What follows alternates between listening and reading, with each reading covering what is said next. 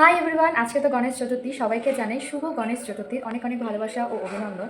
আজকে আমাদের ওর বাবার এক বন্ধুর দিদির বাড়িতে অনেক বড় করে গণেশ পুজো হচ্ছে।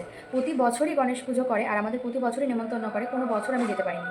যবে থেকে বিয়ে হয়েছে প্রতিটা বছরই করেছে, কিন্তু কোনো বছর আমি যেতে পারিনি। কিন্তু এই বছর সম্ভব হয়েছে যাওয়ার, ওই জন্য যাবো, তাই জন্য এসেছি রেডি হতে। এখন বাজে 5:30, এখন রেডি হবো, যাবো ব্যারাকপুরে। তো ওইখানেই যাবো, তো সেই জন্য ভিডিওটা তোমাদের সাথে করলাম।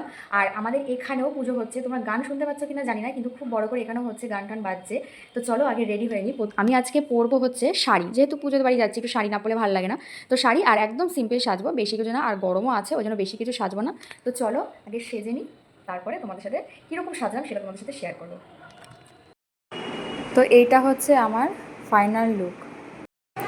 তো আমি পুরো রেডি হয়ে গেছি, দেখো এই শাড়িটা পরেছি, কেমন লাগছে আমাকে অবশ্যই কমেন্ট করে জানাবে।